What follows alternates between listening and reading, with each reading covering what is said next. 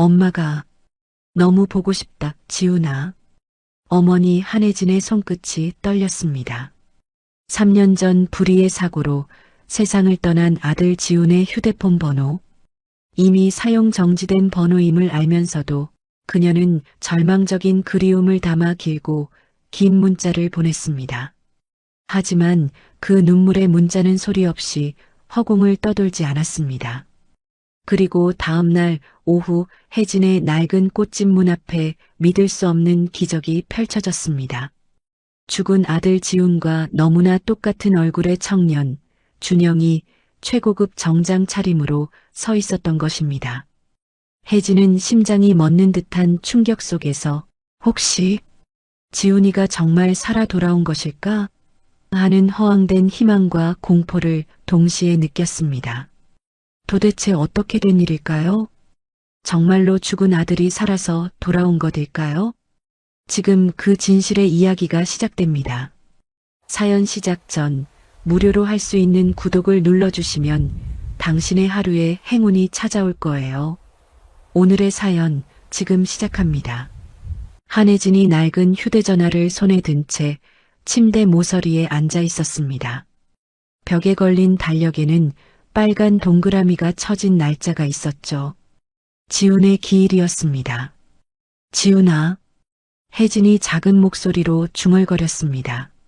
손가락이 떨리며 휴대전화 화면을 만졌어요. 연락처에서 지훈이라는 이름을 찾아 눌렀습니다. 사용 정지된 번호라는 안내 문구가 떠올랐지만 혜진은 개의치 않았어요. 문자 작성 화면으로 들어가 천천히 글자를 입력했습니다. 엄마가 너무 보고 싶다, 지훈아. 오늘따라 더 그리워. 내가 좋아하던 된장찌개도 끓여놨는데 혼자 먹으니까 맛이 없어. 엄마 꽃집도 요즘 손님이 별로 없어서 걱정이야. 너라면 뭐라고 했을까? 혜진이 눈물을 닦으며 계속 입력했어요. 하늘에서는 잘 지내고 있지? 엄마한테 꿈에라도 나타나면 안 되니? 보고 싶어 미치겠다. 우리 아들아. 전송 버튼을 누르자 메시지가 사라졌습니다. 혜진이 휴대전화를 가슴에 안고 흐느꼈어요. 그 순간 강준영이 고급 외제차를 운전하며 시내를 달리고 있었습니다. 최신 스마트폰이 울리자 준영이 신호등에서 멈춰 확인했어요. 모르는 번호에서 온 긴 문자였습니다. 준영이 문자를 읽으며 눈썹을 찌푸렸어요. 차 안이 조용해졌습니다. 누가 잘못 보낸 건가? 준영이 혼잣말을 하며 다시 문자를 읽었습니다. 문장마다 절절한 그리움이 묻어났어요. 준영의 표정이 복잡해졌습니다. 다음 날 아침 혜진이 꽃집 문을 열며 하루를 시작했습니다. 휴대전화가 울리자 급히 확인했어요. 어젯밤에 보낸 번호에서 답장이 와 있었습니다. 누구세요? 짧고 차가운 문자였어요. 혜진이 얼굴이 하얘지며 주저앉았습니다. 아, 번호를 잘못 봤구나. 혜진이 떨리는 손으로 다시 문자를 작성했어요. 죄송합니다. 돌아가신 아들 번호로 잘못 보냈어요. 불편하셨을 텐데 정말 미안합니다. 전송 후 혜진이 고개를 떨구었습니다. 창피함과 허탈감이 몰려왔어요. 한편 준영이 사무실에서 혜진의 사과 문자를 보고 있었습니다. 무언가 생각에 잠긴 듯한 표정이었어요. 준영이 비서실로 전화를 걸었습니다. 김 과장, 잠깐 들어와 봐. 김민철이 문을 열고 들어왔습니다. 무슨 일이십니까, 대표님? 준영이 휴대전화를 민철에게 보여줬어요. 이 번호로 발신자 정보 좀 알아봐. 조용히. 민철이 문자를 훑어보며 고개를 끄덕였습니다. 알겠습니다. 어떤 정보까지 필요하십니까? 주소 정도만. 그리고 이 일은 비밀로 해. 준영이 창밖을 바라보며 말했어요. 뭔가 알 수 없는 끌림을 느끼고 있었습니다. 오후 2시 혜진이 꽃집에서 장미를 정리하고 있을 때였어요. 문 앞에 고급 승용차 한 대가 멈춰 섰습니다. 차에서 내린 젊은 남자를 본 순간 혜진의 손에서 가위가 떨어졌어요. 지훈과 똑같이 생긴 얼굴이었습니다. 키도 체격도 심지어 걸음걸이까지 닮아 있었어요. 다만 옷차림은 지훈과 전혀 달랐습니다. 최고급 정장에 값비싼 시계를 찬 모습이었죠. 준영이 꽃집 문을 열고 들어왔습니다.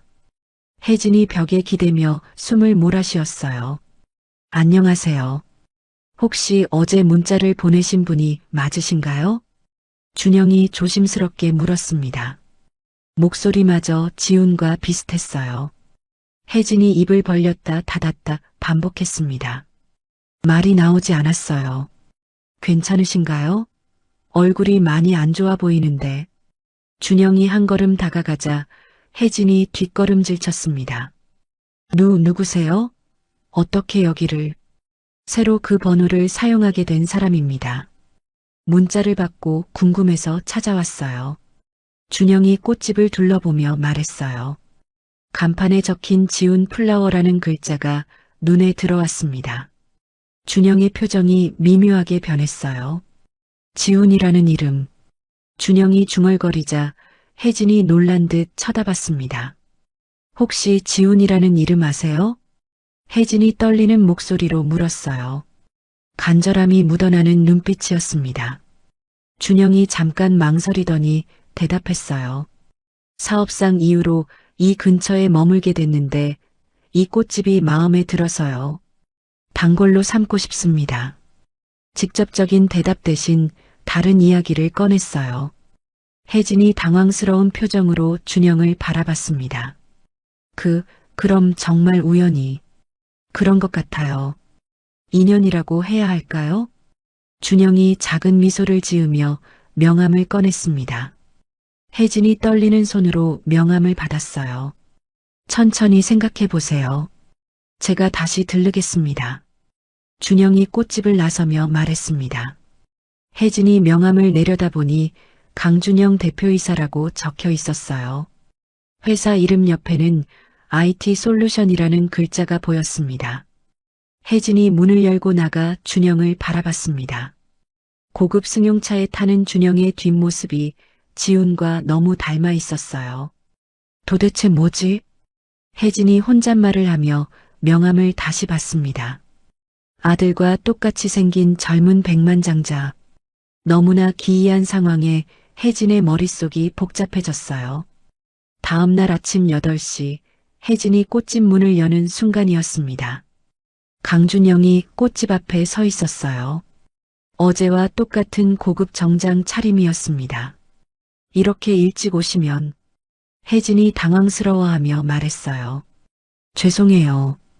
아침 일찍 회의가 있어서 미리 들렀습니다. 준영이 정중하게 고개를 숙이며 답했습니다. 장미 200송이 주문하고 싶은데 가능한가요? 혜진이 놀란 표정으로 준영을 쳐다봤어요. 200송이요? 그럼 그렇게 많이. 회사 로비에 놓을 예정입니다. 매주 교체하고 싶어서요. 준영이 자연스럽게 말했습니다. 혜진이 계산기를 두드리며 가격을 알려줬어요. 준영은 망설임 없이 카드를 꺼내 결제했습니다. 혜진이 준영의 옆모습을 몰래 훔쳐봤어요. 지훈이 커피를 마실 때 했던 것처럼 준영도 왼손으로 컵을 들고 있었습니다. 혹시 커피 좋아하세요? 혜진이 조심스럽게 물었어요. 네, 아메리카노를 즐겨 마시는 편이에요. 준영이 대답하자 혜진의 눈이 커졌습니다. 지훈이 가장 좋아했던 것도 아메리카노였거든요. 설탕은 안 넣으시죠? 어떻게 하셨어요? 원래 안 넣는 편인데. 준영이 신기하다는 듯 말했습니다. 혜진이 가슴이 두근거리기 시작했어요. 지훈도 커피에 설탕을 절대 넣지 않았거든요. 그냥 그럴 것 같아서요. 혜진이 애써 자연스럽게 말했습니다. 준영이 꽃집을 둘러보며 벽에 걸린 사진들을 봤어요. 지훈의 어릴 때부터 대학생 때까지의 사진이 빼곡했습니다. 아드님이시군요. 정말 잘생겼네요. 준영이 사진을 보며 말했습니다. 혜진이 울먹이며 고개를 끄덕였어요. 3년 전에 하늘로 갔어요. 죄송합니다. 제가 너무 무신경하게. 준영이 진심으로 사과했습니다. 혜진이 고개를 저으며 말했어요. 괜찮아요. 오히려 아들 이야기 해주니까 고마워요. 두 사람 사이에 잠깐 침묵이 흘렀습니다. 준영이 지훈의 사진을 다시 한번 자세히 봤어요. 뭔가 익숙한 느낌이 들었지만 확실하지 않았습니다. 어떤 일을 하셨나요? 혜진이 물었습니다. 건설 현장에서 일했어요. 성실하고 착한 아이였는데 혜진의 목소리가 떨리기 시작했어요. 준영의 얼굴이 굳어졌습니다. 건설 현장이라는 말에 무언가 떠오르는 게 있었거든요. 혹시 어느 현장이었는지 준영이 조심스럽게 물으려다가 멈췄습니다. 왜 그러세요? 안색이 안 좋아 보이는데. 혜진이 걱정스럽게 물었어요. 아무것도 아니에요. 갑자기 어지러워서요. 준영이 이마를 짚으며 말했습니다. 마음속 깊은 곳에서 불안감이 올라오고 있었어요. 물 한 잔 드릴까요? 혜진이 친절하게 제안했습니다. 고맙지만 괜찮아요. 오늘은 이만 가보겠습니다. 준영이 급하게 꽃집을 나섰어요. 혜진이 준영의 뒷모습을 바라보며 고개를 갸웃했습니다. 뭔가 이상한 느낌이 들었거든요. 준영이 차에 타서 비서 김민철에게 전화를 걸었습니다. 민철아, 3년 전 우리 회사 건설 현장 사고 기록 있지? 왜 갑자기 그런 걸 물어보시는지. 민철이 의아해하며 답했어요. 그냥 확인하고 싶어서. 혹시 지훈이라는 이름 있나? 전화 너머로 민철이 잠깐 침묵했습니다. 대표님, 혹시 그 여자분과 관련된 건가요? 민철의 목소리가 차가워졌어요. 무슨 소리야? 그냥 궁금해서 물어본 거야. 준영이 짜증스럽게 말했습니다. 알겠습니다. 조사해서 보고 드리겠습니다. 민철이 전화를 끊었어요. 민철이 사무실에서 컴퓨터를 켜고 3년 전 자료를 찾기 시작했습니다. 얼마 지나지 않아 한 파일을 발견했어요. 박지훈, 현장 안전사고 사망, 합의 완료라는 기록이었습니다. 민철의 표정이 심각해졌습니다.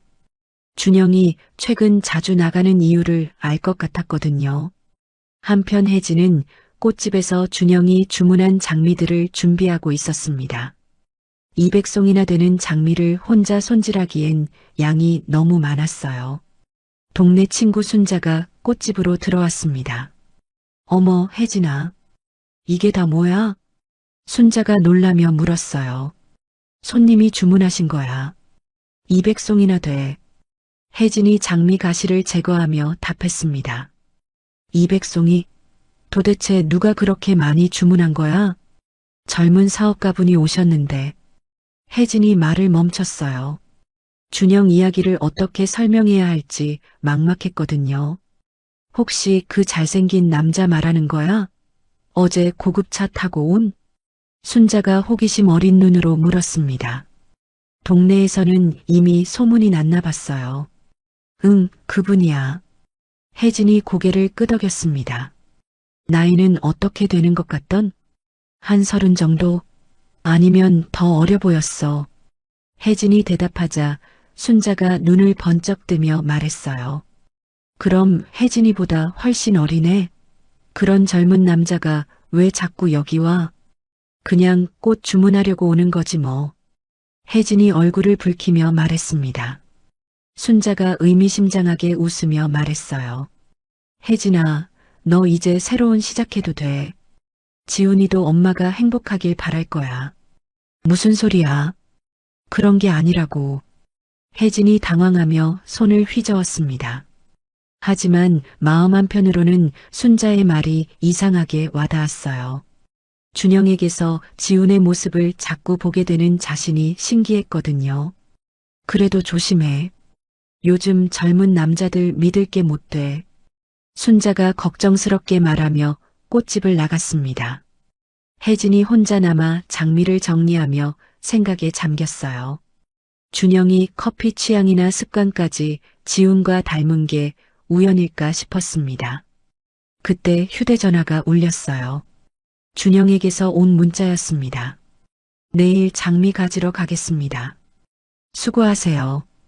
짧은 문자였지만 혜진의 가슴이 뛰었습니다. 뭔가 운명 같은 느낌이 들었거든요. 다음 날 오후 혜진이 준비한 장미 200송이가 꽃집 안을 가득 메웠습니다. 빨간 장미들이 싱그러운 향기를 뿜어내고 있었어요. 준영이 정시에 나타났습니다. 이번에는 검은색 승용차 대신 흰색 SUV를 타고 왔어요. 와, 정말 예쁘네요. 준영이 장미들을 보며 감탄했습니다. 밤새 정성스럽게 준비했어요. 혜진이 뿌듯해하며 말했어요. 준영이 장미 한 송이를 들어 냄새를 맡았습니다. 그 모습이 지훈이 꽃 냄새 맡던 것과 똑같았어요. 혜진이 가슴이 뜨끔했습니다. 기분 좋은 향이네요. 어머니가 좋아하실 것 같아요. 준영이 중얼거렸어요. 어머니가 계시나요?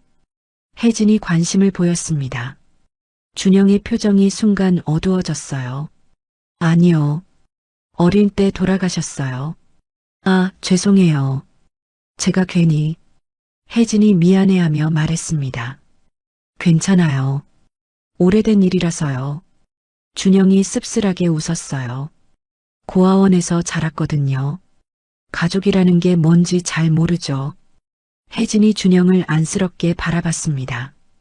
힘드셨을 텐데 덕분에 독립적으로 살 수 있게 됐어요. 나쁘지만은 않았죠.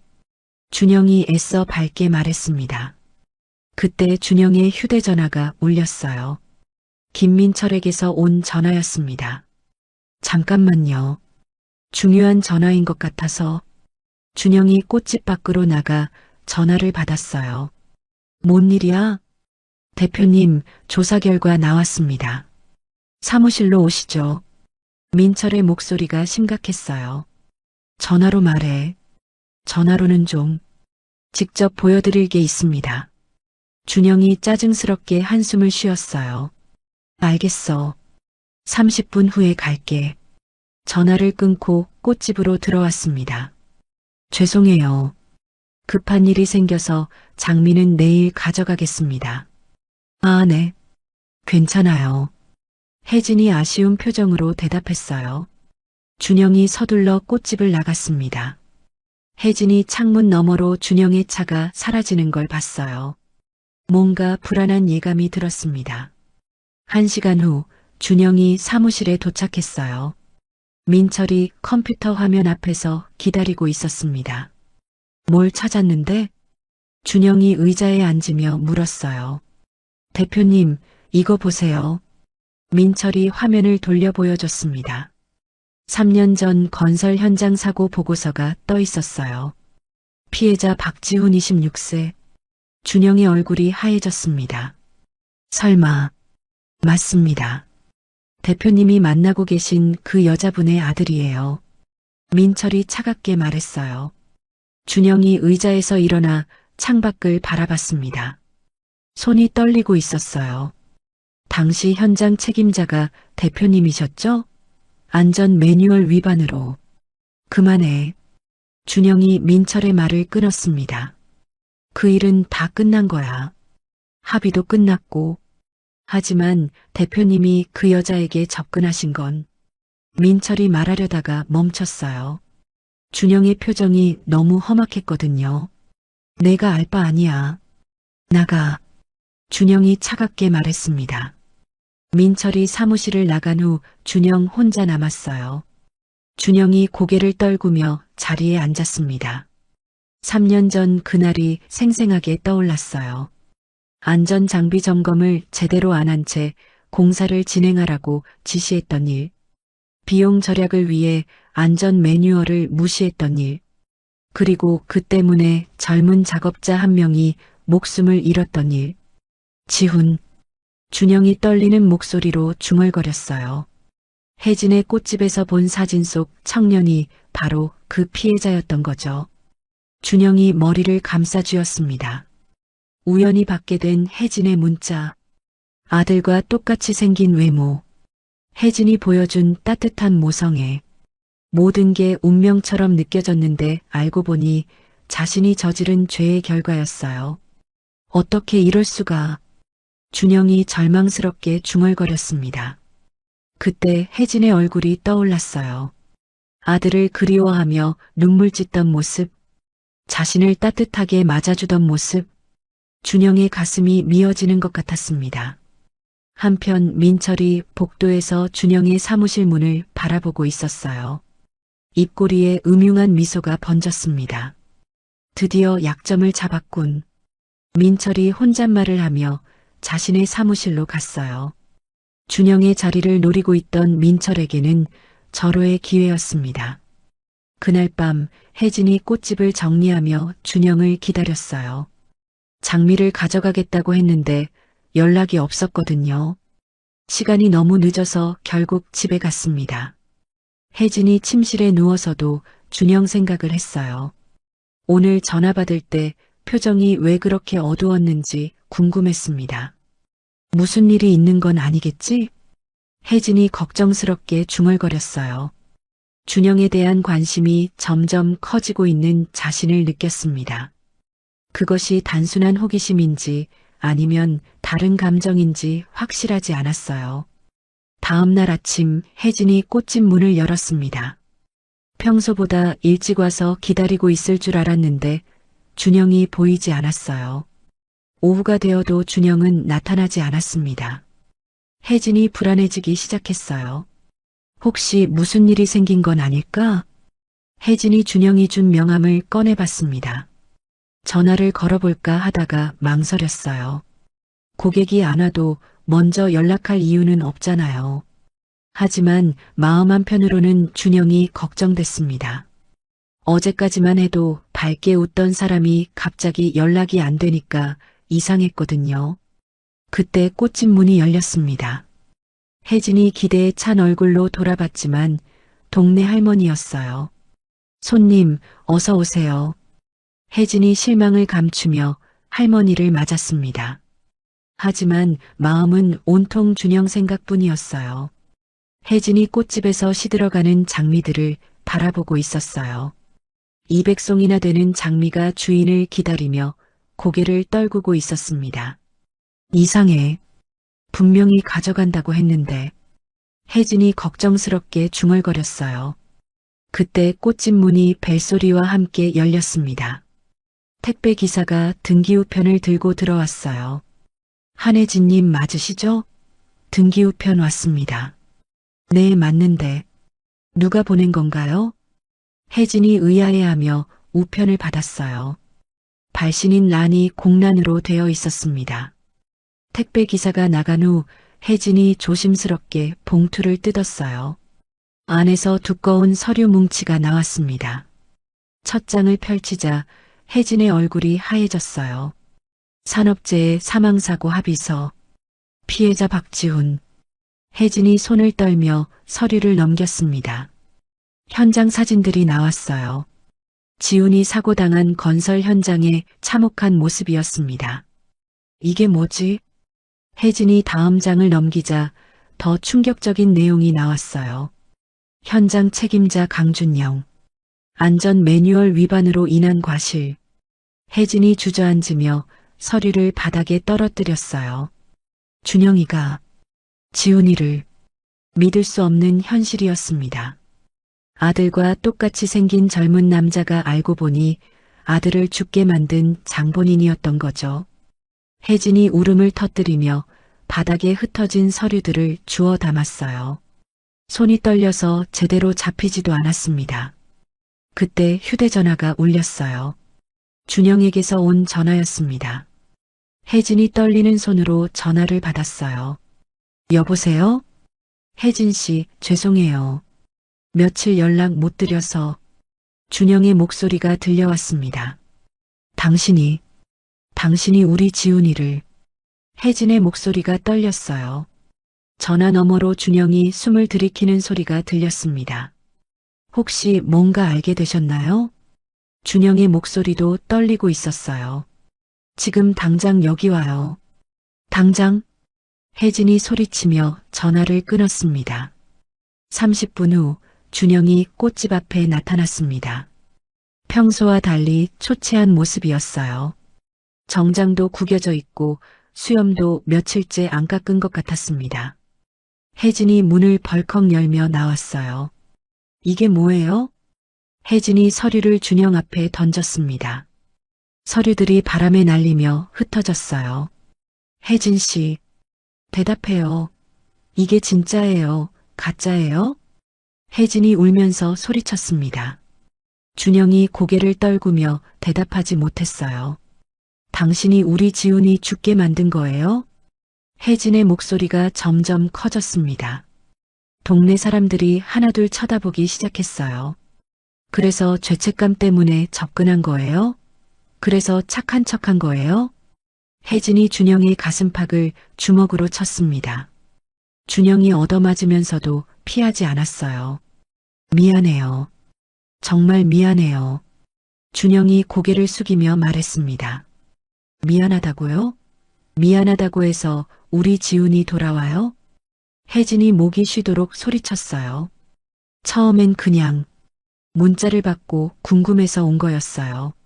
준영이 떨리는 목소리로 말하기 시작했어요.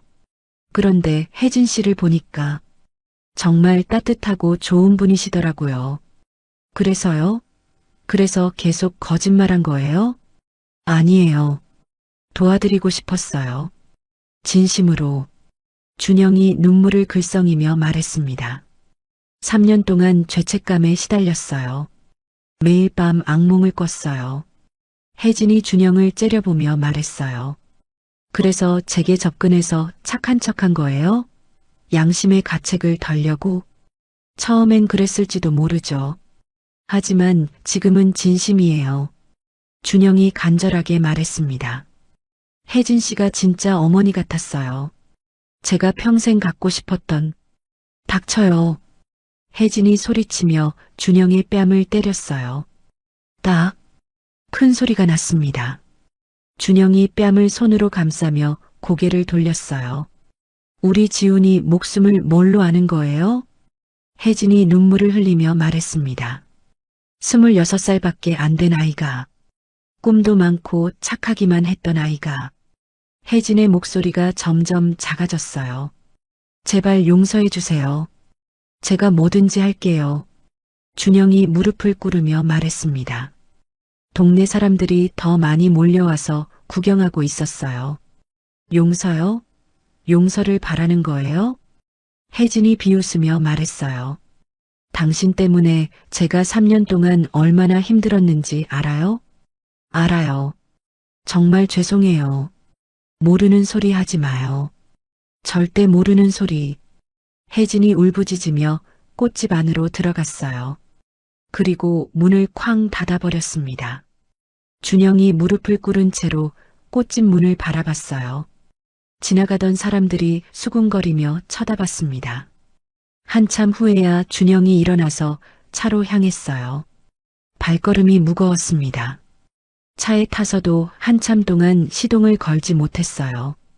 혜진이 꽃집 안에서 바닥에 주저앉아 울고 있었습니다. 지훈의 사진을 보며 중얼거렸어요. 지훈아, 엄마가 그 사람한테 속았어. 엄마가 바보였어.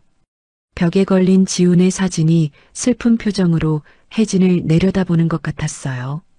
그날 밤 준영이 사무실에서 술을 마시고 있었습니다. 민철이 들어와서 준영을 봤어요. 대표님, 괜찮으십니까? 내가 보낸 거지? 준영이 술에 취한 목소리로 물었어요. 무슨 말씀이신지. 그 서류, 익명으로 보낸 거 너지? 민철이 잠깐 당황했지만 곧 태연하게 대답했어요. 저는 모르는 일입니다. 거짓말하지 마. 내 짓이야. 준영이 민철을 노려봤습니다. 설령 그렇다고 해도 언젠가는 알아야 할 일 아니었습니까? 민철이 뻔뻔하게 말했어요. 대표님이 그 여자에게 빠져서 회사 일에 소홀해지고 있잖습니다. 준영이 일어나서 민철에게 다가갔어요. 내 주제에 내 사생활에 간섭하는 거야? 회사를 위해서 한 일입니다. 민철이 물러서지 않으며 말했어요. 대표님이 정신 못 차리니까 제가 나설 수밖에요. 준영이 주먹을 들어 올렸다가 천천히 내렸어요. 나가. 지금 당장 나가. 대표님, 이제라도 정신 차리세요. 그 여자는 대표님을 용서하지 않을 겁니다. 민철이 마지막으로 한마디 하고 사무실을 나갔어요. 준영이 혼자 남아서 창밖을 바라봤습니다. 멀리 혜진의 꽃집 방향을 바라보며 중얼거렸어요. 정말 끝인 걸까? 열흘이 지난 후 혜진이 꽃집에서 시든 장미들을 정리하고 있었습니다. 준영이 주문했던 200송이가 모두 쓸모없게 되었어요. 혜진이 한 송이씩 쓰레기 봉투에 넣으며 한숨을 쉬었습니다. 이 돈이면 한 달 임대료인데. 그때 꽃집 문이 조심스럽게 열렸어요. 준영이 들어왔습니다. 혜진이 놀라며 일어섰어요. 왜 또 왔어요? 혜진 씨, 마지막으로 한 번만 이야기할 기회를 주세요. 준영이 간절하게 말했습니다. 며칠 사이에 더 초췌해진 모습이었어요. 수염도 더 자라고 눈가에 다크서클이 생겼습니다. 할 말 없어요. 나가세요. 혜진이 차갑게 말하며 등을 돌렸어요. 제발이요. 딱 5분만. 싫다고 했잖아요. 혜진이 소리쳤습니다. 준영이 무릎을 꿇고 바닥에 앉았어요. 그럼 여기서 계속 있겠어요. 혜진 씨가 들어줄 때까지. 정말 뻔뻔하네요. 혜진이 어이없어 하며 말했어요. 준영이 고개를 숙인 채 말하기 시작했습니다. 저는 고아원에서 자랐어요. 부모님 얼굴도 기억 안 나요.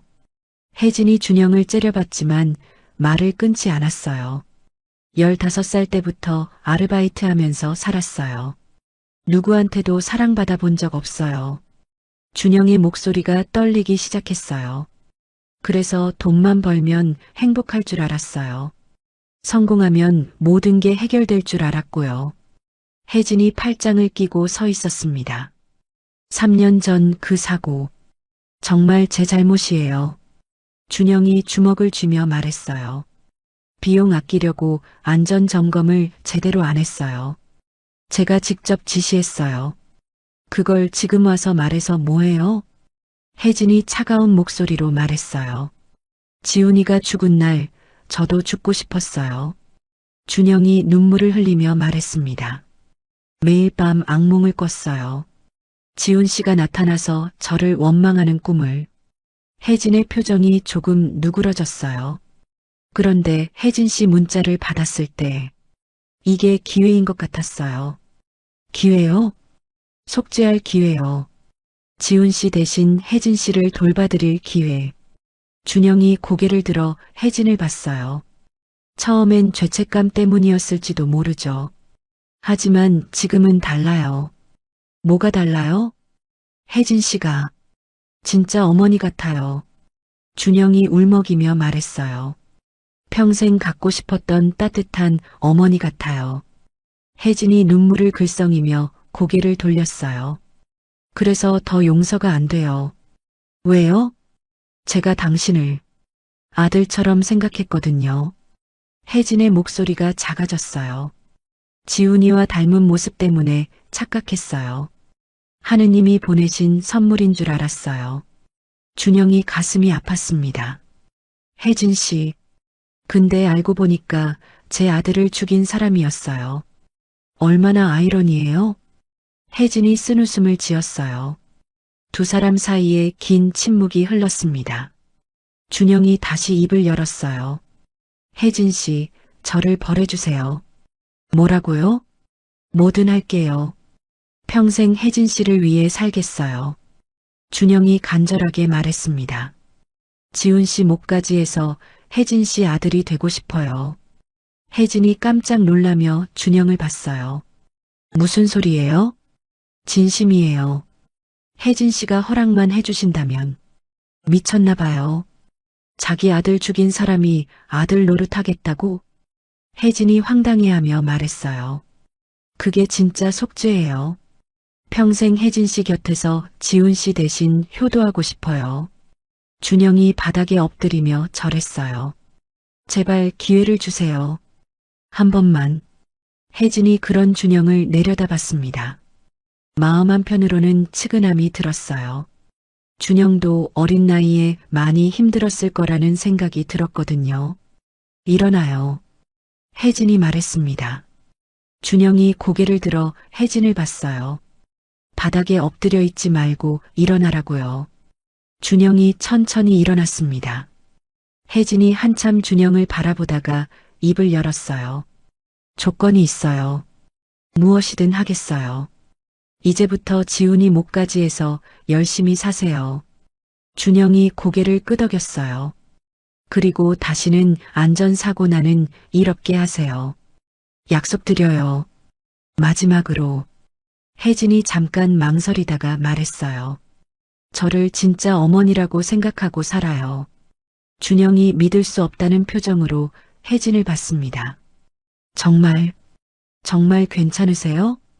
괜찮지 않아요. 하지만 용서할게요. 혜진이 눈물을 닦으며 말했어요. 미워하고 원망하면서 사는 것보다 용서하고 새로 시작하는 게 나을 것 같아요. 준영이 울음을 터뜨렸습니다. 고맙습니다. 정말 고맙습니다. 대신 약속해요. 앞으로는 거짓말 없이 진실만 말하기로. 네, 약속드려요. 혜진이 시든 장미들을 보며 말했어요. 이 꽃들 어떡하죠?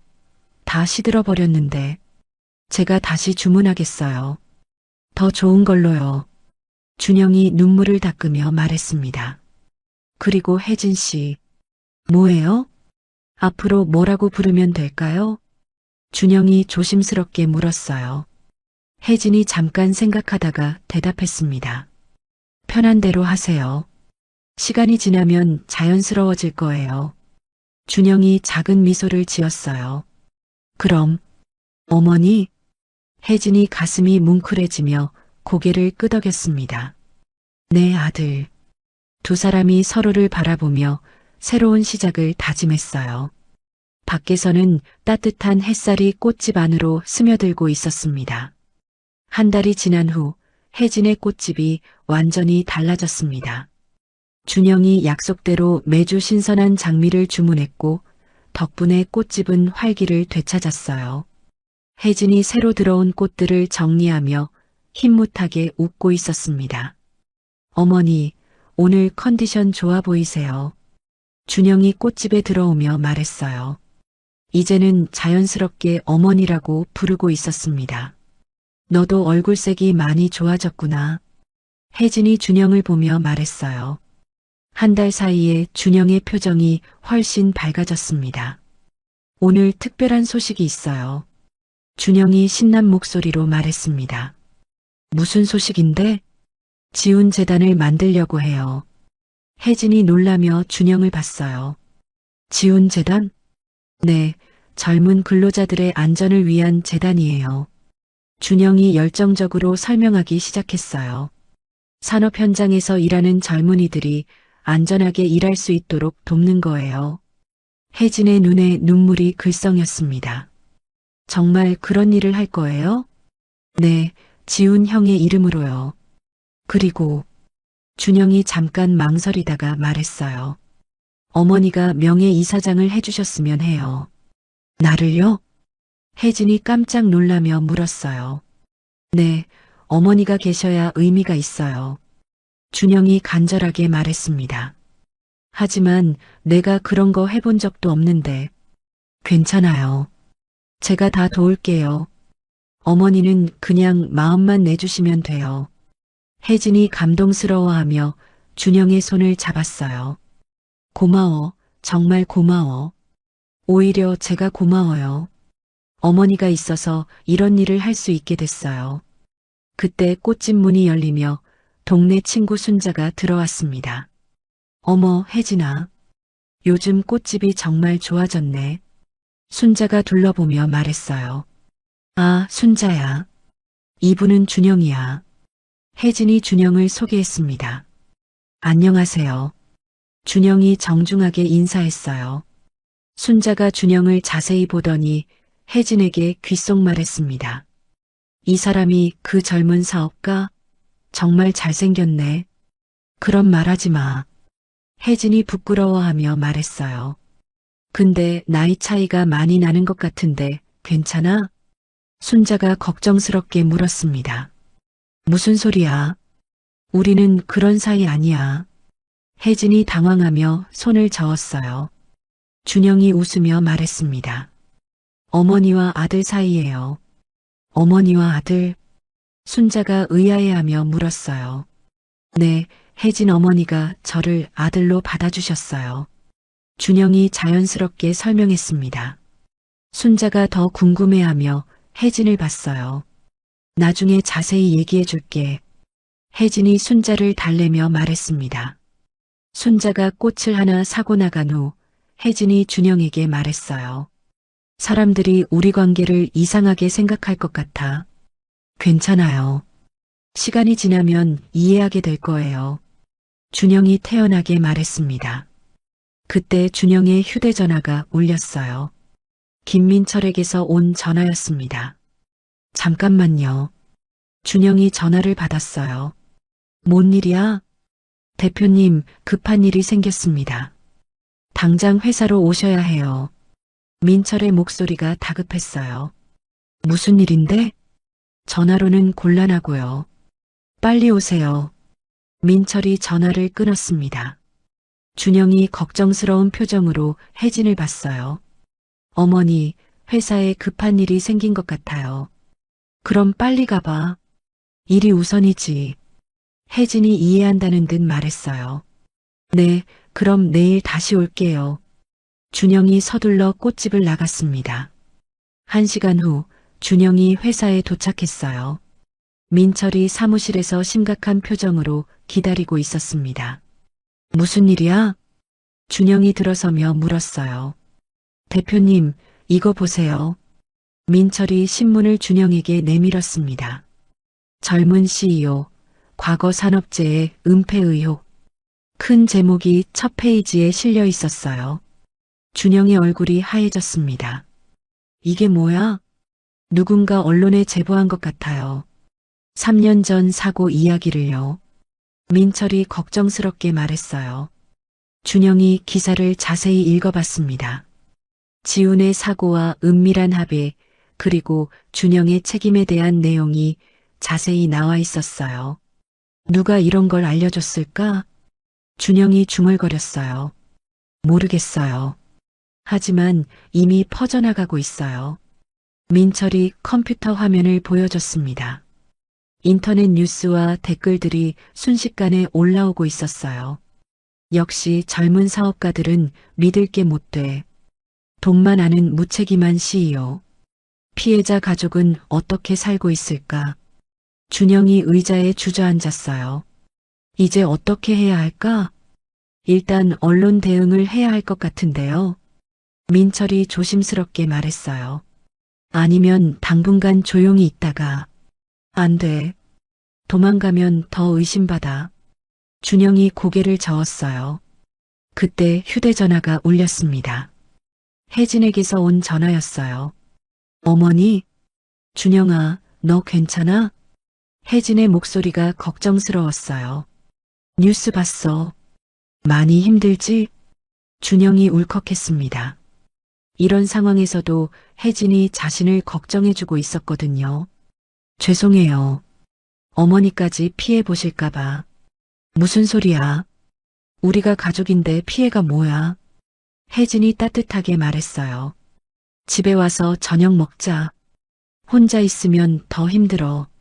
준영이 코끝이 찡해졌습니다. 네, 금방 갈게요. 전화를 끊고 민철을 봤어요. 오늘은 이만 들어갈게. 내일 대책 생각해보자. 네, 대표님. 민철이 고개를 끄덕였습니다. 준영이 사무실을 나간 후 민철이 혼자 남았어요. 입꼬리에 묘한 미소가 번졌습니다. 계획대로 되고 있군. 민철이 혼잣말을 하며 서류를 정리했어요. 언론 제보를 한 것도 타이밍을 맞춘 것도 모두 민철의 계획이었습니다. 준영이 혜진과 가까워지는 걸 지켜보면서 기회를 엿보고 있었거든요. 이제 본격적으로 시작이군. 민철이 음흉하게 웃으며 다음 계획을 세우기 시작했어요. 다음 날 아침 준영이 혜진의 집에서 눈을 떴습니다. 어젯밤 혜진이 준비해준 따뜻한 저녁을 먹고 소파에서 잠들었어요. 혜진이 담요를 덮어준 채였습니다. 일어났구나. 혜진이 부엌에서 나오며 말했어요. 어머니, 죄송해요. 집에서 자게 해주셔서. 뭘 죄송해해. 가족인데. 혜진이 자연스럽게 말하며 아침을 차렸습니다. 오늘 회사 어떻게 할 거야? 일단 출근해서 상황을 파악해 봐야죠. 준영이 씻으며 대답했어요. 힘들면 언제든 연락해. 어머니가 항상 내 편이야. 혜진이 따뜻하게 말했습니다. 준영이 가슴이 뭉클해져서 혜진을 꼭 안았어요. 고마워요, 어머니. 1시간 후 준영이 회사에 도착했습니다. 평소와 달리 직원들의 시선이 어색했어요. 복도에서 수군거리는 소리가 들렸습니다. 정말 사람 죽였대? 3년 동안 숨기고 있었다는데. 준영이 사무실로 들어가자 민철이 기다리고 있었어요. 대표님, 상황이 심각해졌어요. 민철이 걱정스러운 표정으로 말했습니다. 어떻게? 투자자들이 연락 오기 시작했어요. 계약 해지하겠다고요. 준영이 한숨을 쉬었어요. 그리고 직원들도 동요하고 있어요. 민철이 창밖을 가리키며 말했습니다. 건물 앞에 기자들이 몰려 있었어요. 언론에서 인터뷰 요청도 계속 들어오고요. 일단 모든 외부 접촉 차단하고 직원 회의부터 하자. 준영이 결단을 내렸어요. 1시간 후 회의실에 직원들이 모였습니다. 준영이 앞에 서서 말하기 시작했어요. 여러분, 오늘 기사에 대해 말씀드리겠습니다. 직원들이 긴장한 표정으로 준영을 봤어요. 3년 전 사고는 사실입니다. 제 책임이 맞습니다. 회의실이 술렁거렸어요. 하지만 저는 도망가지 않겠습니다. 책임을 지고 회사를 바로잡겠습니다. 한 직원이 손을 들었어요. 대표님, 우리 회사는 어떻게 되는 건가요? 계속 운영합니다. 다만 안전관리를 최우선으로 하겠습니다. 준영이 단호하게 말했습니다. 그리고 곧 지훈재단을 설립할 예정입니다. 직원들이 의아해하며 서로 쳐다봤어요. 지훈재단? 네, 산업 안전을 위한 재단입니다. 피해자분의 이름으로요. 회의실이 조용해졌습니다. 믿어주세요. 제가 회사를 더 좋게 만들겠습니다. 회의가 끝난 후 준영이 사무실에 혼자 앉아 있었어요. 민철이 들어와서 말했습니다.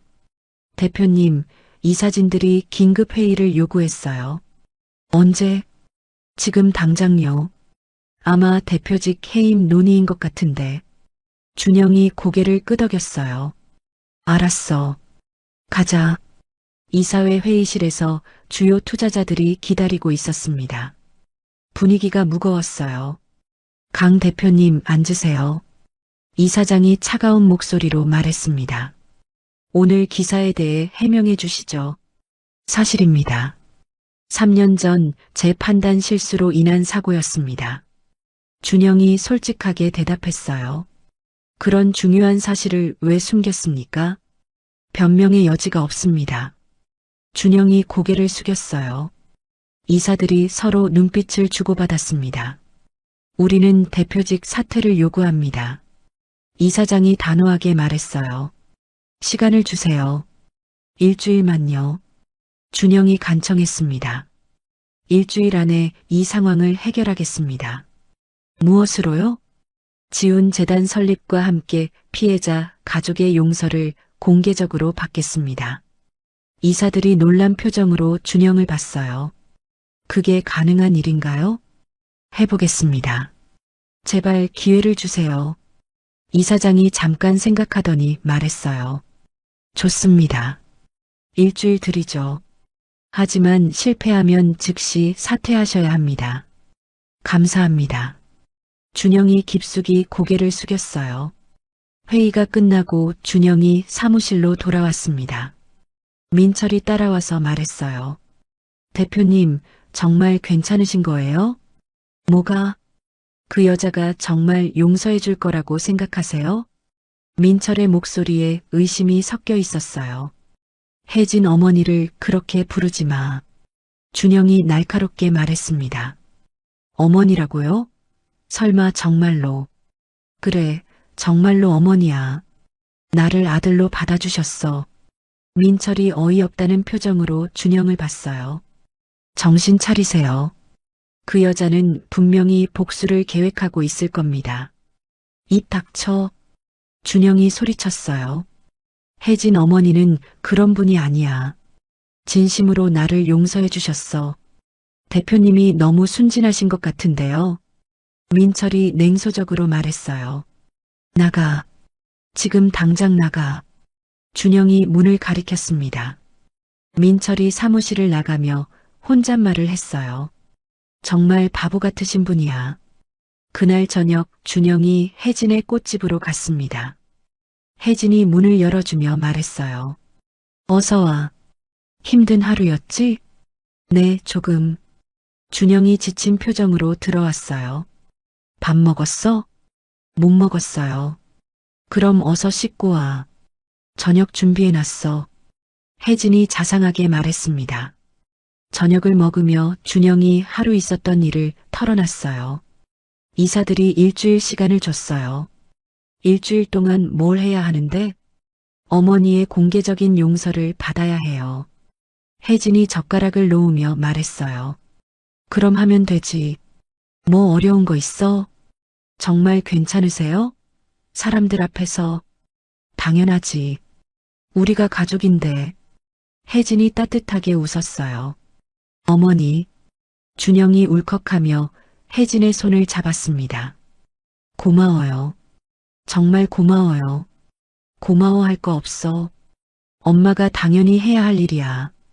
그때 TV에서 뉴스가 나왔어요. 준영과 관련된 추가 보도였습니다. 젊은 CEO, 과거 사고 은폐 논란 지속. 피해자 가족은 현재 어디에 있을까? 혜진이 TV를 끄며 말했어요. 신경 쓰지 마. 곧 다 해결될 거야. 준영이 혜진을 보며 다짐했어요.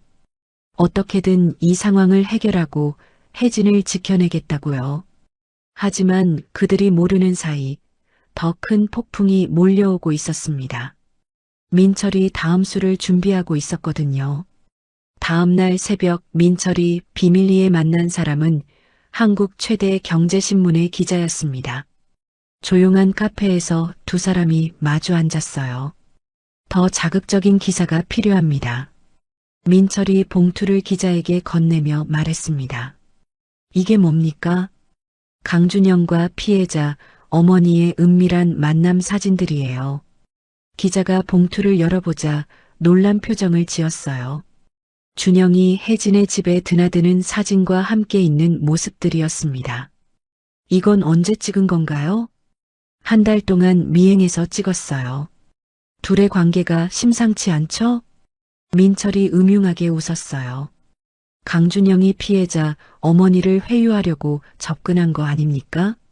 그럴 수도 있고 아니면 더 추악한 거래가 있을 수도 있죠. 기자가 사진들을 자세히 봤습니다. 이거면 대박 기사 나오겠네요.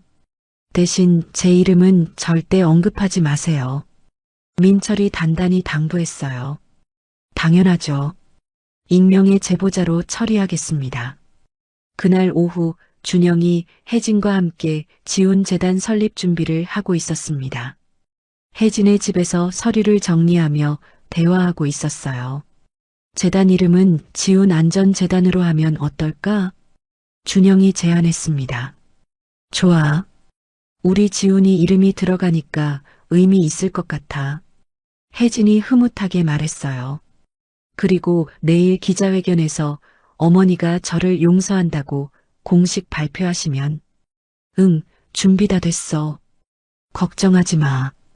혜진이 든든하게 말했습니다. 그때 준영의 휴대전화가 요란하게 울렸어요. 여러 명에게서 동시에 전화가 왔습니다. 이상하네. 뭐지? 준영이 전화를 받았어요. 대표님, 큰일 났어요. 회사 직원의 다급한 목소리였습니다. 무슨 일이야? 인터넷 뉴스 확인해 보세요. 지금 난리 났어요. 준영이 급히 휴대전화로 뉴스를 검색했어요. 충격. 젊은 CEO, 피해자 어머니와 의심스러운 동거. 큰 제목과 함께 준영과 혜진의 사진들이 실려 있었습니다. 혜진이 준영의 어깨 너머로 화면을 봤어요. 이게 뭐야? 기사 내용이 완전히 왜곡되어 있어요. 준영이 떨리는 목소리로 말했습니다. 기사는 준영이 혜진을 회유하기 위해 접근했고 둘 사이에 부적절한 관계가 있다고 추측하고 있었어요. 누가 이런 사진을 찍었지?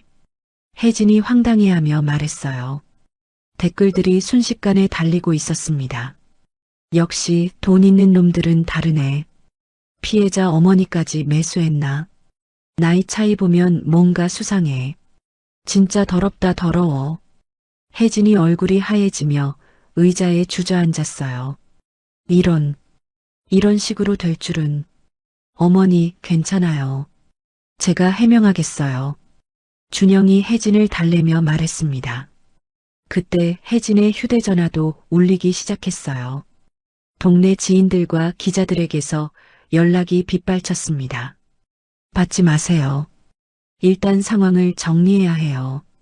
준영이 혜진의 휴대전화를 꺼버렸어요. 1시간 후 혜진의 꽃집 앞에 기자들이 몰려들었습니다. 한혜진 씨, 강준영 대표와의 관계에 대해 한 말씀 해주세요. 정말 합의금을 더 받으신 겁니까? 동거 사실이 맞습니까? 기자들이 꽃집 문을 두드리며 소리쳤어요. 혜진이 커튼을 내리고 떨고 있었습니다. 어떻게 이런 일이? 누군가 의도적으로 사진을 찍어서 언론에 제공한 거예요. 준영이 분노에 떨며 말했습니다. 누가 그런 짓을 했을까? 그때 준영의 머릿속에 민철의 얼굴이 떠올랐어요. 설마. 준영이 민철에게 전화를 걸었습니다. 민철아, 넌 어디 있어? 회사에 있습니다. 대표님, 뉴스 보셨어요? 민철의 목소리가 태연했어요. 너 혹시 제가 뭘 했다는 거예요? 저도 깜짝 놀랐는데요. 민철이 시치미를 떠났습니다. 정말 내가 한 게 아니야? 당연히 아니죠. 저도 대표님 편인데 왜 그런 일을 하겠어요? 준영이 의심스러웠지만 확실한 증거는 없었어요. 알았어. 그럼 이 상황 어떻게 해야 하지? 일단 기자회견은 취소하시는 게 좋을 것 같은데요. 민철이 제안했습니다. 지금 상황에서 나서시면 더 오해만 살 거예요.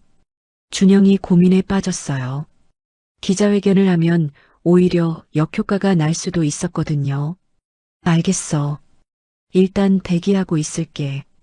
전화를 끊고 혜진을 봤어요. 어머니, 죄송해요. 쟤 때문에 이런 일이. 괜찮아. 진실은 언젠가 밝혀질 거야. 혜진이 애써 웃으며 말했어요. 하지만 눈가에 눈물이 맺혀 있었습니다. 그날 밤 민철이 혼자 사무실에 남아 있었어요. 인터넷 댓글들을 보며 흐뭇해하고 있었습니다. 계획대로 되고 있군. 민철이 혼잣말을 하며 다음 단계를 준비했어요. 이제 준영의 몰락은 시간 문제였습니다. 그때 문이 열리며 준영이 들어왔어요. 아직 안 갔어? 대표님, 늦게까지 고생하시네요. 민철이 연기를 하며 말했습니다. 민철아, 솔직히 말해. 내가 한 거지? 준영이 민철의 눈을 똑바로 보며 물었어요. 왜 자꾸 저를 의심하세요? 증거라도 있으세요? 민철이 뻔뻔하게 대답했습니다. 내가 아니면 누가 그런 사진을 찍겠어? 모르겠어요. 파파라치일 수도 있고요. 준영이 주먹을 쥐었다가 폈어요. 확실한 증거 없이는 민철을 어쩔 수 없었습니다. 만약 내가 한 거라면 그럼 어쩌실 건데요? 민철이 도발적으로 말했어요. 가만두지 않을 거야. 준영이 차갑게 말하고 사무실을 나갔습니다. 민철이 혼자 남아 음흉하게 웃었어요. 이제 끝이 보이는군. 다음 날 상황은 더욱 악화되었습니다. 혜진의 꽃집 앞에 항의하는 사람들이 모여들었어요. 돈에 눈이 멀어서 아들 죽인 놈과 손잡았나? 부끄러운 줄 알아야지. 혜진이 꽃집 안에서 떨고 있었습니다. 준영이 몰래 뒷문으로 들어왔어요. 어머니, 괜찮으세요? 무서워. 사람들이 왜 이러는지. 혜진이 준영의 품에 안기며 울었습니다. 괜찮아요. 제가 다 해결할게요. 준영이 혜진을 달래며 다짐했어요. 반드시 민철을 찾아내서 진실을 밝히겠다고요. 다음 날 아침 준영이 사무실에 도착하자 더 큰 충격이 기다리고 있었습니다. 이사진 전원이 회의실에 모여 있었어요. 강 대표님 들어오세요. 이사장이 차갑게 말했습니다. 준영이 회의실에 들어서자 분위기가 싸늘했어요. 어제 기사 때문에 회사 이미지가 완전히 망가졌습니다. 한 이사가 서류를 던지며 말했어요. 주가가 30% 급락했다는 내용이었습니다. 투자자들이 줄줄이 계약 해지하고 있어요. 고객사들도 거래 중단을 검토하겠다고 하고요. 이사들의 비난이 쏟아졌습니다. 일주일 기한도 취소합니다. 지금 당장 사퇴하세요. 이사장이 단호하게 말했어요. 잠깐만요. 제가 해명할 기회를. 무슨 해명을 하겠다는 겁니까? 피해자 어머니와 동거까지 하면서요? 준영이 주먹을 쥐었어요. 그건 사실이 아닙니다. 언론이 왜곡한 거예요. 그럼 증명해 보세요. 지금 당장. 이사장이 팔짱을 끼며 말했습니다. 준영이 말문이 막혔어요. 어떻게 증명할 방법이 없었거든요. 2시간 드리겠습니다. 그때까지 사표를 제출하든지 아니면 해명을 하든지 선택하세요. 이사들이 회의실을 나가며 준영 혼자 남겼어요. 준영이 의자에 주저앉으며 머리를 감싸쥐었습니다. 어떻게 하지? 그때 민철이 들어왔어요. 대표님 힘드시죠? 민철아, 이럴 줄 알았어요. 그 여자를 믿으면 안 된다고 했잖아요. 민철이 동정하는 척하며 말했습니다.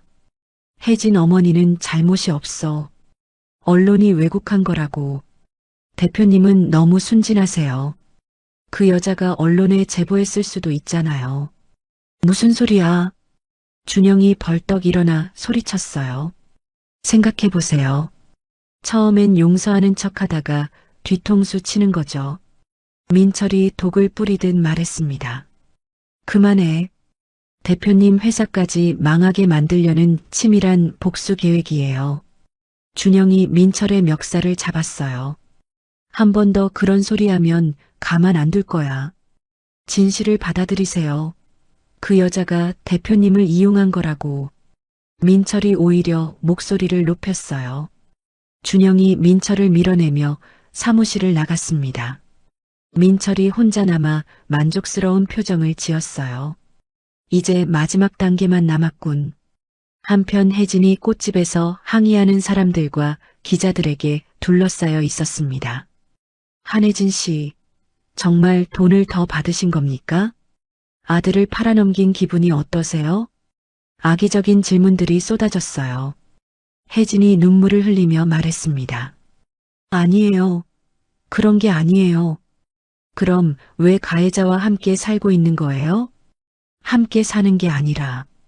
혜진이 해명하려 했지만 아무도 들어주지 않았어요. 부끄러운 줄 알아라. 한 아주머니가 꽃집 유리창에 돌을 던졌습니다. 파가각. 유리가 깨지는 소리와 함께 혜진이 비명을 질렀어요.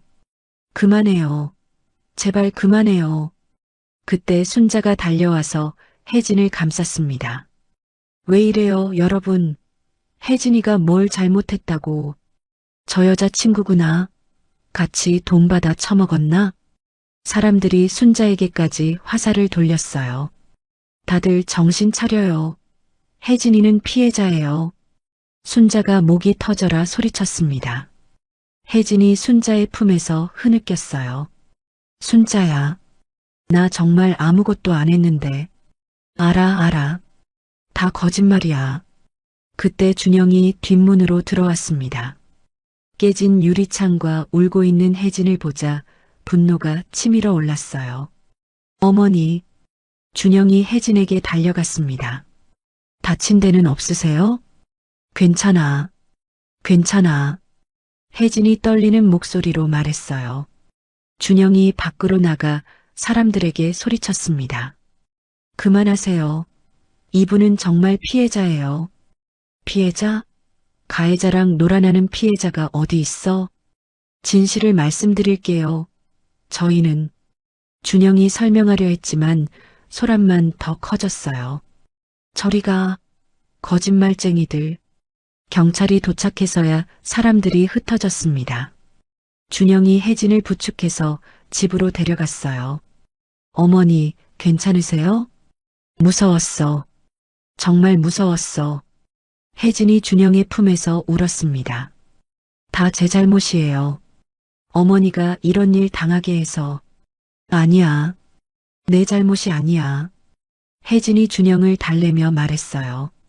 그런데 준영아. 네. 회사는 어떻게 됐어? 준영이 망설이다가 솔직하게 말했어요. 사퇴하라고 하네요. 혜진이 놀라며 일어났어요. 뭐라고? 왜? 어제 기사 때문에 회사 이미지가 많이 나빠졌어요. 그럼 어떻게 해? 혜진이 걱정스러워했어요. 괜찮아요. 다시 시작하면 되죠. 준영이 애써 웃으며 말했습니다. 미안해. 다 내 때문이야. 무슨 소리예요? 어머니 잘못이 아니에요. 그때 혜진이 갑자기 일어났어요. 내가 기자회견 할게. 어머니, 내가 나서서 진실을 말할게. 우리가 정말 모자 사이라고. 준영이 깜짝 놀랐어요. 안 돼요. 너무 위험해요. 위험하면 어때? 내가 더 중요해. 혜진이 단호하게 말했습니다. 내 아들이 공경에 빠져 있는데 엄마가 가만히 있을 수 있어? 준영이 가슴이 뭉클해졌어요. 어머니, 내일 당장 기자회견 준비해. 내가 모든 걸 해명할 테니까. 혜진이 결의에 찬 표정으로 말했습니다. 준영이 혜진의 손을 꽉 잡았어요. 고마워요. 정말 고마워요. 고마워할 거 없어. 가족이니까. 두 사람이 서로를 보며 다짐했어요. 내일의 기자회견에서 모든 것을 걸겠다고요. 하지만 민철은 이미 마지막 카드를 준비하고 있었습니다. 그들의 기자회견마저도 엉망으로 만들 계획을 세우고 있었거든요. 기자회견 당일 아침 혜진이 정성스럽게 옷을 차려입고 있었습니다. 검은색 정장에 지훈의 사진이 든 목걸이를 목에 걸었어요. 어머니, 정말 괜찮으세요? 준영이 걱정스럽게 물었습니다. 괜찮아. 오늘 모든 걸 끝낼 거야. 혜진이 거울을 보며 단호하게 말했어요. 혹시 힘들면 언제든 제가 대신. 아니야. 엄마가 해야 할 일이야. 혜진이 준영의 손을 잡고 말했습니다. 내가 내 아들이라는 걸 세상에 당당하게 말할 거야. 오후 2시 호텔 컨벤션 센터에 기자들이 몰려들었습니다. 준영과 혜진이 연단에 나란히 앉았어요. 플래시가 터지고 카메라가 돌아갔습니다. 안녕하세요. 한혜진입니다. 혜진이 마이크 앞에서 떨리는 목소리로 말하기 시작했어요. 먼저 제 아들 지훈의 사고에 대해 말씀드리겠습니다. 기자들이 조용해지며 집중했습니다. 3년 전 제 아들은 건설 현장에서 사고로 세상을 떠났습니다. 혜진의 목소리가 떨렸지만 계속했어요. 그 현장의 책임자가 바로 여기 앉아 있는 강준영 씨였습니다. 기자들이 술렁거렸습니다. 처음 이 사실을 알았을 때 정말 화가 났습니다. 원망스럽기도 했고요. 혜진이 눈물을 닦으며 말했어요. 하지만 준영 씨를 보니 우리 지훈이만큼이나 고통받고 있더라고요. 어떤 고통 말입니까? 한 기자가 질문했어요. 죄책감이요. 3년 동안 매일 밤 악몽에 시달렸다고 하더라고요. 혜진이 준영을 바라보며 말했습니다. 그래서 용서하기로 했습니다. 용서라고 하셨는데 그 대가로 뭔가 받으신 건 아닙니까? 다른 기자가 날카롭게 물었어요. 받은 거요? 혜진이 잠깐 생각하더니 웃었습니다. 네, 받았어요. 새로운 아들을요. 기자들이 웅성거렸어요. 새로운 아들이라니요? 네, 준영 씨를 제 아들로 받아들였습니다. 혜진이 당당하게 말했어요. 혈연 관계가 없는데도요? 가족이 꼭 피로 연결된 건 아니잖아요. 혜진이 따뜻하게 웃으며 말했습니다. 사랑으로도 충분히 가족이 될 수 있어요. 그때 준영이 마이크를 잡았어요.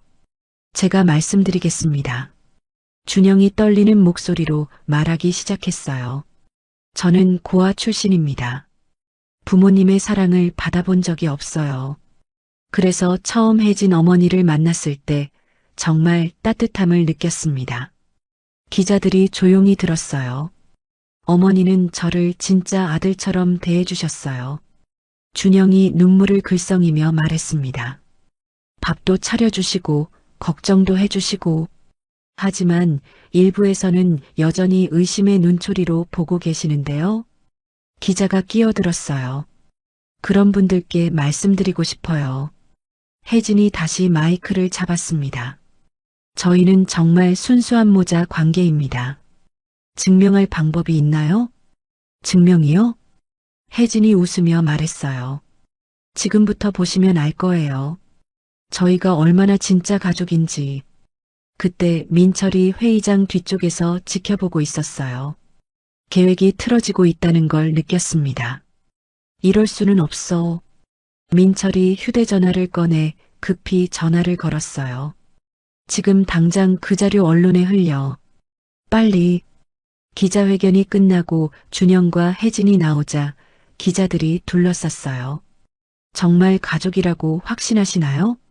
앞으로 어떻게 지내실 예정이신가요? 질문이 쏟아졌지만 분위기는 처음보다 훨씬 우호적이었어요. 지훈 재단 설립은 계속 추진하실 건가요? 물론입니다. 준영이 단호하게 대답했어요. 이제 더욱 의미가 있어요. 진짜 어머니와 함께 하는 일이니까요. 일주일 후 상황이 완전히 바뀌었습니다. 준영과 혜진의 진실한 모습에 사람들이 감동했어요. 회사 이사들도 준영의 복귀를 요청했습니다. 대표님, 돌아오세요. 이사장이 직접 찾아와서 말했어요. 회사 주가도 오르고 있고 고객들도 돌아오고 있어요. 준영이 혜진을 바라보며 말했습니다. 어머니가 어떻게 생각하세요? 내가 결정해. 엄마는 내가 하고 싶은 거 하는 게 좋아. 혜진이 따뜻하게 말했어요. 그럼 조건이 있어요. 준영이 이사장을 보며 말했습니다. 지훈 재단에 회사 수익의 10%를 기부하는 걸로 하겠습니다. 10%요? 그럼 너무. 그게 싫으시면 다른 회사로 가겠어요. 준영이 단호하게 말했어요. 이사장이 잠깐 고민하더니 고개를 끄덕였습니다. 좋습니다. 그렇게 하죠. 한편 민철은 결국 회사에서 쫓겨났어요. 언론 조작과 내부 기밀 유출이 밝혀졌거든요. 이럴 리가 없어. 민철이 사무실을 정리하며 분해서 하고 있었어요. 준영이 찾아와서 말했습니다. 이제 끝이야. 다시는 이런 짓 하지 마. 후회할 거야. 그 여자가 널 배신할 거라고. 민철이 마지막까지 독서를 퍼부었어요. 그런 일은 없을 거야. 우린 진짜 가족이니까. 준영이 자신 있게 말하며 사무실을 나갔습니다. 6개월 후 지훈 재단 개관식이 열렸습니다. 혜진이 명예이사장으로 리본 커팅을 했어요. 오늘 이 자리에 우리 지훈이도 함께 있을 거예요. 혜진이 참석자들 앞에서 말했습니다. 하늘에서 내려다보며 웃고 있을 거예요. 박수가 터져 나왔어요. 준영이 다음 순서로 나섰습니다. 이 재단은 제 어머니의 사랑으로 만들어졌습니다. 준영이 혜진을 바라보며 말했어요. 용서와 사랑의 힘이 이런 기적을 만들어냈어요. 행사가 끝나고 혜진과 준영이 지훈의 묘소를 찾았습니다. 지훈아, 엄마가 새로운 아들을 얻었어. 혜진이 묘비에 향을 피우며 말했어요. 내 번호로 만난 이 아이가 엄마를 살렸어. 준영이 무릎을 꿇고 절했습니다. 형, 고마워요. 저에게 이런 어머니를 만나게 해주셔서. 바람이 불어와 향 연기를 하늘로 날려보냈어요. 앞으로 잘 살겠습니다. 형 목까지 해서. 준영이 다짐하며 일어났습니다. 혜진이 준영의 손을 잡고 말했어요. 이제 집에 가자, 아들아. 네, 어머니. 두 사람이 손을 잡고 묘소를 떠났어요. 석양이 그들의 뒷모습을 따뜻하게 비추고 있었습니다. 1년 후 혜진의 꽃집은 지훈 재단의 상징적인 장소가 되었어요. 매주 새로운 꽃들이 배달되고 많은 사람들이 찾아왔습니다. 어머니, 오늘 재단의 새로운 지원자가 100명이나 왔어요. 준영이 꽃집에 들어오며 말했어요. 그래, 다들 좋은 일 하려고 하는구나. 혜진이 흐뭇하게 웃었습니다. 지훈이가 보고 있을까? 당연히 보고 있을 거야. 자랑스러워하고 있을 거고. 준영이 지훈의 사진을 보며 말했어요. 형, 우리 잘 살고 있죠? 사진 속 지훈이 환하게 웃고 있는 것 같았어요. 혜진과 준영이 서로를 바라보며 미소 지었습니다. 상실에서 시작된 운명적 만남이 진정한 가족의 사랑으로 꽃피운 순간이었어요. 때로는 인생에서 가장 깊은 상처가 가장 아름다운 치유의 시작이 되기도 합니다. 한혜진과 강준영의 이야기는 우리에게 진정한 용서의 힘과 사랑의 기적을 보여주었습니다. 혈연이 아닌 마음으로 이어진 가족, 죄책감을 딛고 일어선 새로운 출발, 그리고 상실의 아픔을 희망으로 바꾼 두 사람의 여정은 우리 모두에게 깊은 감동을 남깁니다. 지훈의 휴대전화 번호 하나로 시작된 운명적 만남이 어떻게 진실한 모자의 사랑으로 꽃피웠는지, 그 과정에서 보여준 용서와 희망의 메시지는 오래도록 기억될 것입니다. 가족은 혈연이 아닌 사랑으로 만들어진다는 것, 진정한 속죄는 회피가 아닌 책임과 헌신으로 이루어진다는 것을 이들의 이야기를 통해 다시 한번 깨닫게 됩니다. 이야기를 끝까지 들어주신 분들 진심으로 감사드리고 잘 들었다고 댓글 하나만 남겨주세요. 진심을 담아 응원하겠습니다. 감사합니다.